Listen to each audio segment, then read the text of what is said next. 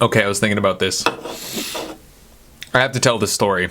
So I went and saw the Alkaline Trio with my buddy Zach. If you don't know what the Alkaline Trio is, they're a punk band, like pop punk band, super dark, and that's important to the story.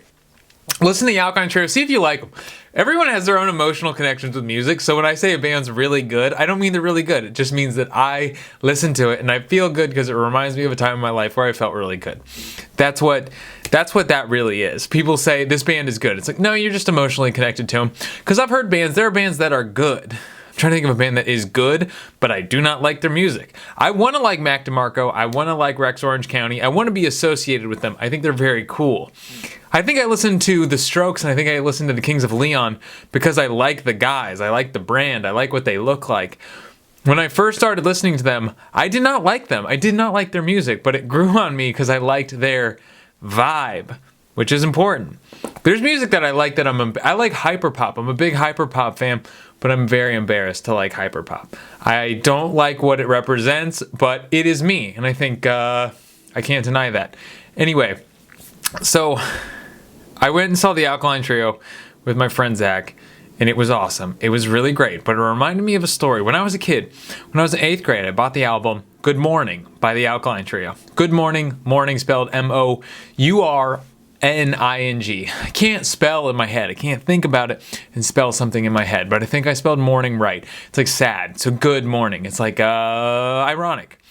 So I bought this album, I owned it, and the cover's a bit dark. It's like the guys are in a graveyard. It looks spooky. It's a spooky album cover.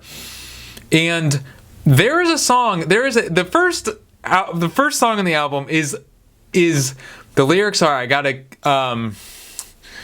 can't even think. I should just bring them up, but it's I got a book of matches, I got a can of kerosene, I got some bad ideas involving you and me. I don't blame you for walking away.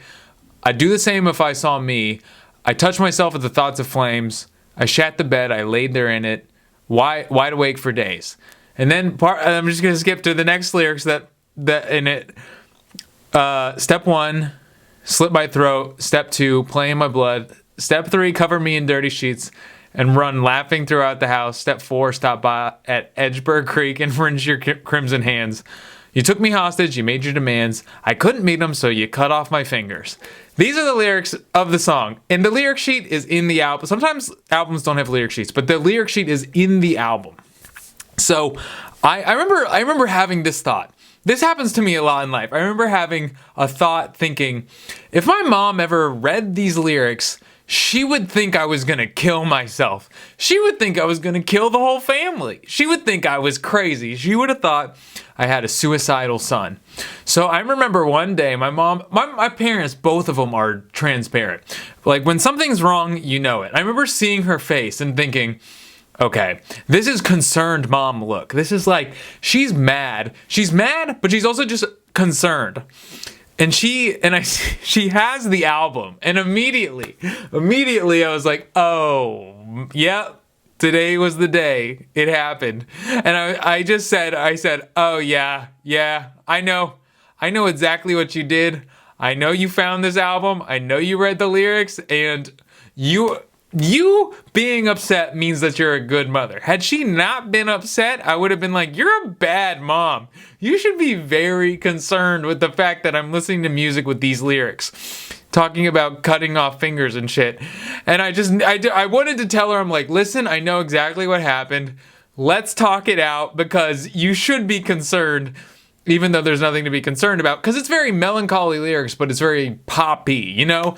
It's a safe place for teenagers to play around with dark, spooky shit. To be goth. That's what being goth is really like playing around in a safe place with satanic, spooky, dark stuff. But in a safe place. It's the same way with like the Twilight series.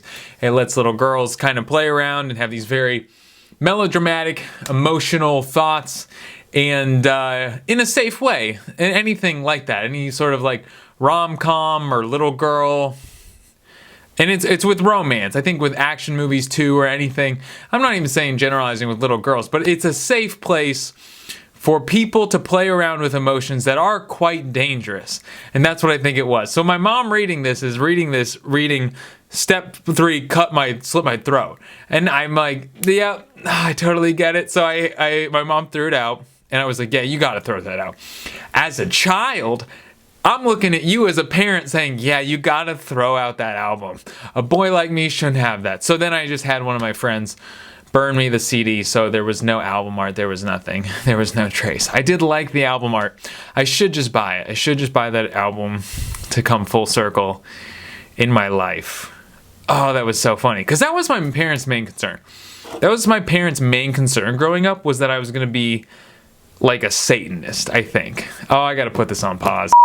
Growing up was my parents were afraid that I was going to be like a goth suicide kid. They thought I was going to, that's what it was always the fear. Like anything like sexual lyrics or anything, we'd listen to rap music, we'd listen to like DMX and Nelly and Tupac and stuff. And anything that was like sexually related or even like gangs, drug violence or alcohol, my parents didn't really care. I think they thought that's par for the course. Kids will get it. They'll be curious about these things because they're rad as hell. And then we just tell them, don't do that. Don't have sex. Don't do drugs. Don't shoot nobody. And that'll be fine. But if it got anything satanic or anything like suicidal or death related, that was my parents' big concern. Here's the thing though. My mom and I, we have this conversation all the time. We talk about it all the time. I'll sing that song to my mom just because it's funny. We can have a laugh now because it's later in life. But so this is a sad story. This isn't even a comedy podcast, but there was a kid in my hometown, killed himself. I'm gonna keep it short. Killed himself. I think he hung himself or something like that. But they came in to his room and he was listening to Adam's Song by Blink-182. And that was interesting to me because I was like, this song, you can say what you want, but it provoked a child to kill himself. And I was talking to my mom. I was like, do you remember that? Do you remember that kid that killed himself? And the Adam's Song was playing when they found him in his room. It was playing on repeat. And she said, no, I don't remember that. And we talked about it. I played her the song. So I play her both songs. The song that she found in the lyric sheet that she threw away my CD, that was playful. It's playful, it's upbeat, it's a fun song. Adam's Song is literally about a kid killing himself to make a statement about how fucked up his childhood was. Basically, the song is about the kid in my hometown that killed himself. It's about him killing himself and saying, hey, you'll be sorry when I'm gone. Here's everything you did wrong. It's dark. It's dark as hell. And it's weird to me because part of me does think, hey, maybe this kid wouldn't have killed himself if it hadn't dramatized and romanticized suicide. I think that. I love Blink-182, but I cannot say that I don't believe that a lot of the music that came out in the 90s was very pro-suicide and was very romantic about suicide. And also like blowing up your problems as an adolescent and making them seem more insurmountable it's blurry because it's this thing where melodramatic, I think emo music is that, right? Emo music is dramatizing and breaking up with a girl or anything seem like the largest deal anything could possibly be. To be horrifying, terrible trauma when it's really not. It's really kind of funny, right? It's all just kind of par for the course stuff. It takes something, instead of making light of it, it makes heavy of it. It makes everything so heavy. But I think it gets blurry because it does you look back at the emo music. If you look at it in the context of the emo music, it takes itself seriously. Emo music takes itself very seriously. Now, in hindsight, we look back at emo music and we don't take it seriously. We think it's funny. We look at Ohio is for Lovers from Hawthorne Heights and we sing it ironically. But when we sang it back when we were teenagers, we meant it. We meant every lyric. So it's music for teenagers. But it can get dangerous because I think you need to keep in mind when you're a teenager that this is you almost have to see out of the forest through the trees when you're a teenager and think, I'm 17, I'm stupid, I'm not emotionally mature. The way I feel now is is definitely not the way I'm going to feel in a couple of years when I can look back and see my life through the context of what it was. I was in high school. A lot of times you can't do that. So I think music's dangerous. Music is dangerous because it can magnify those feelings. So my mom listens to both songs and she says, well, I still think the one that you were listening to, that was way more concerning. I'm like, this one's about a kid killing himself, literally killing himself. There's nothing left up. The lyrics that she read of mine were allegorical. They were metaphoric. They were playful. It was a poem. It wasn't meant to be taken seriously because it's so over the top, right? The lyrics of Adam's song are, I'm going to kill myself and it's my parents' fault. I've been ostracized as a teenager and the pain of being ostracized is so bad that I'm going to hang myself in my bedroom and you're all going to be sorry. It is not, oh, well, that's my interpretation of the song. That is what the song is about, okay?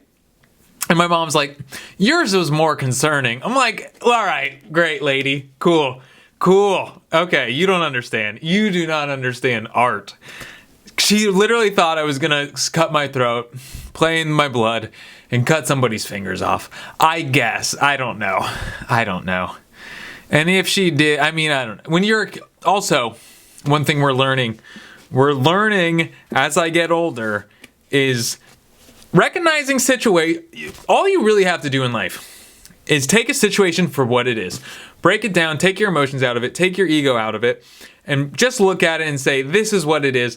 Understand the other person's point of view, understand what you're feeling, understand why you're overcompensating, and assess the situation for what it is. But occasionally in life, you have to be able to recognize, hey, you know what? I'm so emotionally worked up from this situation that I can't really see it for how it is. And that's what friends are for. Or a therapist. I don't know. I'm worried about going to a therapist, but that's what at least friends are for. Your job is to go to your friends and say, I'm going to tell you everything about this situation, and I'm going to be honest with you. I can't assess it. I can't assess it on my own. I need you right now because I think I'm seeing things incorrectly. I think I'm so emotional about this that I'm seeing in a way that isn't reality. I've had that very recently.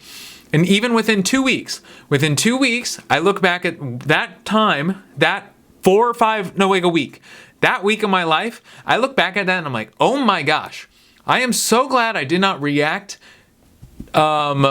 and have a talk with the person and convey the emotions I was feeling. Because looking back, I was being ridiculous. I was not having boundaries. I was not checking myself, and that was the problem. And then I pull out 2 weeks later. I do my own self-work. I get back to a place where I'm feeling like myself again. And I look at the situation for what it is, and I say, thank God I did not react. Thank God I did not react the way I was feeling. Thank God I did not express myself when I was feeling that emotional. So, yeah. Gosh. Anyway, I don't even remember what I was talking about, but that's what friends are for. That's what friends are for. You can say, hey, look, I'm feeling, I don't trust myself right now. By the way I'm feeling, I don't trust myself to make a decision about my life. Can you help me? I won't hold it against you. If in fact the decision we make leads to more problems for me, I won't hold it against you. All I'm going to do is give you the situation in the best description I possibly can, and then you tell me what you see based on the story I told. I'm going to give you as many facts as I possibly can. I'm going to leave the way I feel emotionally out of it and let you assess it and tell me what you see. That's what friends are for. Because it is hard. But a lot of times in life, you can just look at your own situation and say, you know what? I'm insecure about my intelligence. I'm insecure about my sense of morality. I'm insecure about that. So I find the need, I get worked up because someone made me feel bad about my intelligence. So I attack back because that's how I feel. How dare you make me feel bad? So that's kind of what I wanted to talk about, is a lot of times I feel like relationships and friendships get complicated because we want people to feel bad. And it's not our fault. We kind of bank guilt on people. We say, I'm going to do this because you did this. So we bank guilt. We'll take something and say, I heard someone talking about this. This guy said, I wish my wife would cheat on me. So that way, in any argument that we have, I can just pull out the, well, you cheated on me card. And it was funny. It was said as a joke. But I'm like, okay, we all kind of do that, though. We all kind of tally rights and wrongs in our head. Rather than speaking up for ourselves in a situation, we'll tally it in our head. And that's where it gets really messed up, because we'll tally it. Somebody will be late. They'll be late for something. Somebody won't pay you back for something, right? Somebody won't pick up your phone call. So in our heads, we tally it, and then we wait to use that tally for a future event where we think, well, they didn't pay me back for that one thing. They didn't respond to my text when I needed them. They didn't, what was the other example I had?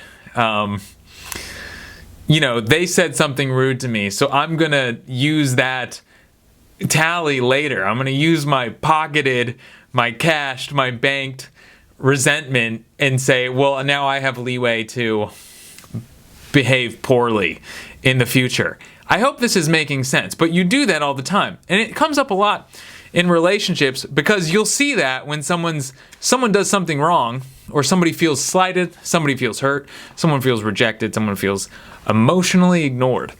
They'll bring up something. They'll say, well, here's a bunch of resentments. Here's a bunch of old resentments I've been holding on to. Now, and they bring those up because it's like, now I want you to feel bad. I want you to feel bad. So the person will feel bad. They'll hear all that and they'll be like, oh, I didn't know I hurt this person. But then, this is what's really messed up. People will feel bad. They'll feel bad. And then people will get upset because you made them feel bad. They think, well, you know what? Well, I have all this stuff. Now you feel bad, because that feels good. You feel like you're justifying it. You feel like you're reciprocating. You're saying, well, you know what? You made me feel bad. Well, now I'm going to make you feel bad. So then you feel bad too. Now it's a zero-sum game of feeling bad. Now it's, oh, because I brought you further down, my status is higher. So the trick is, and I've talked about this before on this podcast, but it really is, it's being cowardly and not speaking your mind, and avoiding social awkwardness, which is what I try to avoid. And that is one boundary that I've had. For some reason in my life, I have something with money. Money is hard for me. And I've lived my life for a very long time not speaking up, and also feeling like I owe people things that I don't. And they don't think I do. That's a thing too.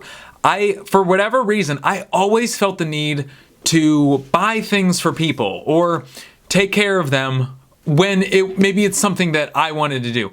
Maybe it's a concert I wanted to go to. Maybe it's a restaurant I wanted to go to or something. And I think because it was my idea, maybe I should pay for it, right? So I have this guilt associated with it, rather than in the first place saying, are you interested in this? Are you interested in going there? Are you interested in going to this restaurant?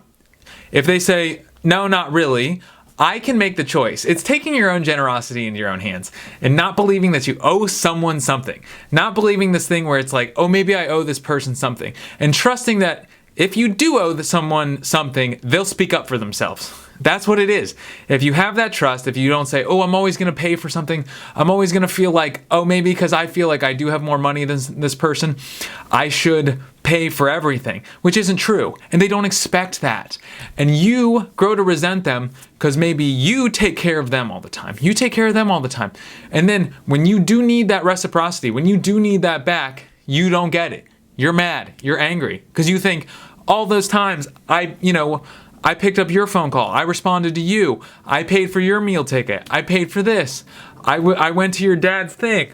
All these things that you've been holding on to, that you've been looking at as some sort of, you've been tallying them. You've been tallying these nice things you've been doing. The other person is like, I didn't know. I thought those were gifts. I thought you paid for that. You said you'd do that. I didn't know there was some sort of exchange that I would owe you in the future. So I think it's a matter of taking it into your own hands and saying, okay, I'm in control of my own generosity. And if I don't pay for something, or I do something, maybe there's a meal that someone assumed I was going to pay for, assume they'll speak up. Assume that they'll speak up for themselves and say, hey, listen, you invited me to Mastro's and I'm going to be honest with you. I'm a little embarrassed. I didn't ask questions, and I assumed you'd pay for it, and you did not. And I need to talk about that with you. Bringing that up, is it awkward? Yes, but that is what friendship is. That is what real human connection is to say what is on your mind and how you are feeling. Trust that you're a good person and you're not a piece of shit, and say what's on your mind, you know? And then if you want to be generous, be generous. That is your generosity. Understand that nothing is coming back for you. Nothing is coming back.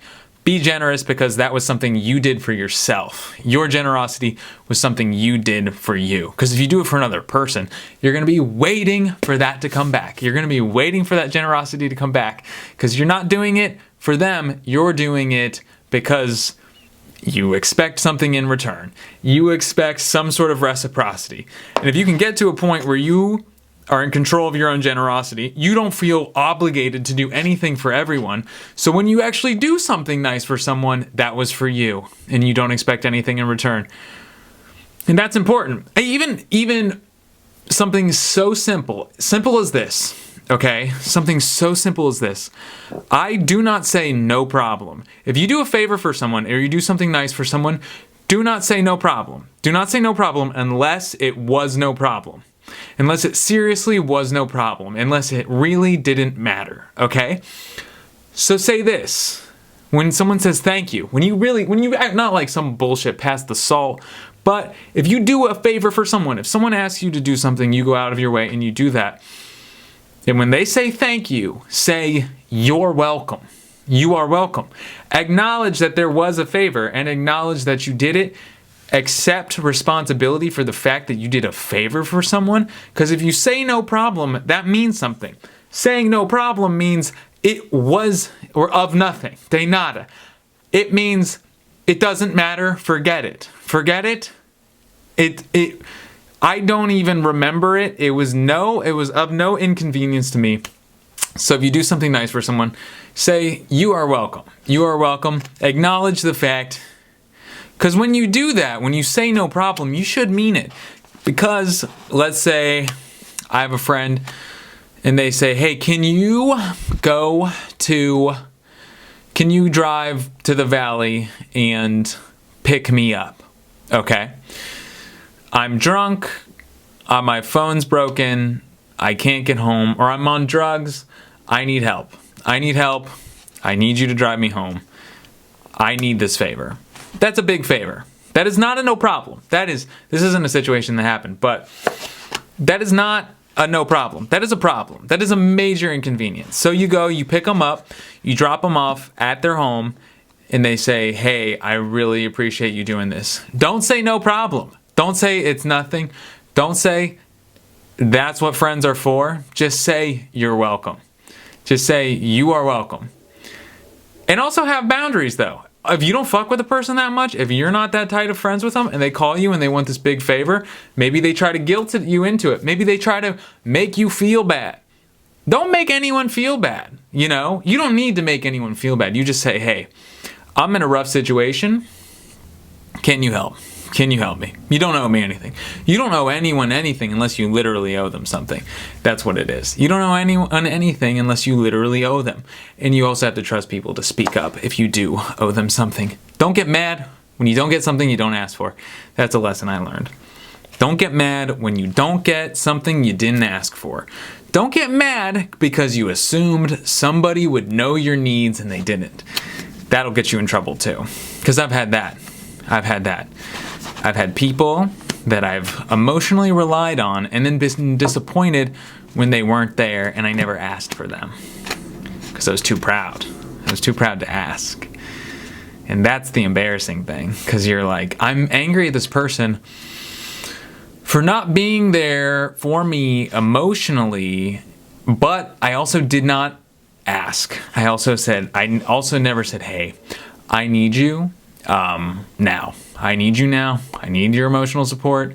I'm calling in reinforcements because I need you. I'm sorry, but I'm too weak to handle this right now. Because that's embarrassing. That's a big pride thing. So you're kind of hoping they check in, and you're hoping, hey, I hope they check in so I don't have to go fishing for emotional support. And then you get mad because you don't get it. It's embarrassing, but if you need help, ask for it. Don't get mad at anyone because you had to ask. That's rude. That's messed up. Nobody's checking in with you constantly. No one's fully aware of what you're experiencing emotionally at all points in time. Nor do you want to be the person that someone's always checking in on, that always needs emotionally supported, because they're worried that you're going to make them feel bad if you're not there. Just take care of your own shit. Know when to ask for help. And then also, don't be a burden on people. Try to take care of things yourself. And if you can't, call in reinforcements. That's what it is. And if someone tries to make you feel bad because they need you to be supportive of them, and they want you to say, hey, you're not there for me when I need you. Also say, hey, you know what? I get that. I've had this before. I've had that where I've had to say, you know what? I can't be what you want me to be. I have to have my own boundaries, and I can't do this. I also don't want to, because at this point, you're reprimanding me for not giving you what you expect in a friendship. And I don't like that, and this is not going to work. I hope you get what you need from your other relationships, but for me, for now, I cannot give you what you need. And I'm sorry. I don't feel good about that, but it's not going to work. And you can do that. You can have boundaries and say, hey, you know what? What is the word? You expect more than I can give. So to avoid this cycle of disappointment, we should cut this off. It sucks, but you got to do it. Don't let people make you feel bad. Just do you. Be good to your people. I think of this. I think this is what I've learned. You're going to take romantic relationship advice from the guy that's never had one, okay? But a good relationship looks like this. It's like a Venn diagram. It's a Venn diagram of people taking care of each other. And both people are constantly giving a little more. And they want to give a little more. So they look at the other one saying, that, you know what, I'm grateful for them. Because they're always giving a little more. I know they care because they're always giving a little more. And that makes me want to give a little more for them because that's important to me. So you're always giving you're always giving each other a little bit more. Both of you look at each other and think, I got to give a little bit more because I feel like I appreciate them so much. They're so valuable in my life that I got to give them a little bit more. They come to my rescue so often that I need to do more because I need to know that they're appreciated and I can't have them leave me. So even when one of them isn't giving a little bit more, even when one's just a little bit distracted or can't, they still look at the other one and they don't see it as, they see the other one as keeping up. They're like, they're fine. They're good. So even that middle ground, you still look at them as like, they're still doing their part. They're still doing their thing. But, so you have the overlap. You give me a little bit more, you give me a little bit more, you give me a little bit more. So you have this connection of like, I value you and I see what you do for me. And I appreciate that, so here's this, So I think that's important. That's what I've noticed. And I have that in mind all the time. I have that with my friendships, all my friends. So if I need something from them, I ask for it, and I try to, for my own sake, I try to do nice things for them, and I do nice things for them because I want to, because that's for me, because that makes me feel good. To do nice things for them, I don't do that for them. I understand. I do nice things for them, for myself, because I want them to know they are appreciated, and I don't want them to leave me. That's what it is. But at any point in time, I have no obligations to any of these people. I have no obligations to my own family. I only hang out with my own family, not because they're family. It's because I value them. If I didn't value them, I would not give a fuck about them, for sure. If they were not bringing value to my life, I wouldn't hang out with them. I wouldn't feel any obligation because I came from them. No, I'm related to them. Who cares? That doesn't mean anything to me. They are valuable people in my life, and for that reason, I spend time with them. So, and I try to treat them well. That's how I feel about it. So, really just like, if someone makes you feel bad, you don't have to feel bad. I mean, I even see that with like people get upset about, I mean, Mark Maron, he was talking about, it was such like a crazy layer cake of guilting people. He was talking about, he was saying he was frustrated that comedians were frustrated about people having a problem with what they're saying. So it's like first of all, so it's like comedians saying, the R word, making fun of people with mental disabilities, right? The comedian gets upset because he says, oh, I can't even say this anymore. You don't have to care. You don't have to care about your audience. Just accept that the things you say, there are ramifications for it. Just accept that and don't complain that people didn't like what you said, right? Just know what you said, know what you're saying, and understand that people are going to have a problem with it and stand by what you say. You can say whatever you want. You have to stand by the consequences of what you say, though. That's the only problem. And then Maron complaining about these guys, complaining about not being able to say whatever they wanted to say. It's like, let them say whatever they want to say. They can complain about it. They can have whatever opinion they want about it. Let them say it. They have their consequences they have their crosses to bear now. They've said something that a lot of people have interpreted as maybe hate speech or something like that. Now they have to deal with it. It's none of your business, All you have to do is live by your own moral code. Don't let people make you feel bad. If you feel bad, maybe you're doing something wrong.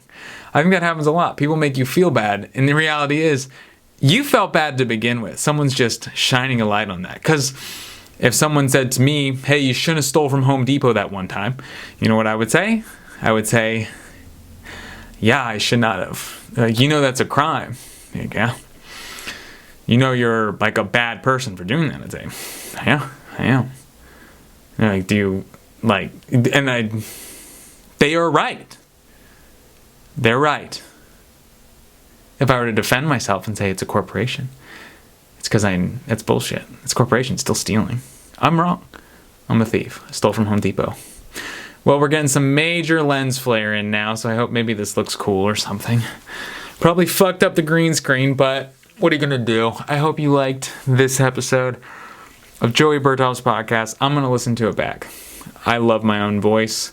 Dude, this actually looks really cool. This is a really great lighting, as the lens is almost entirely covered by the lens flare. All right. Oi.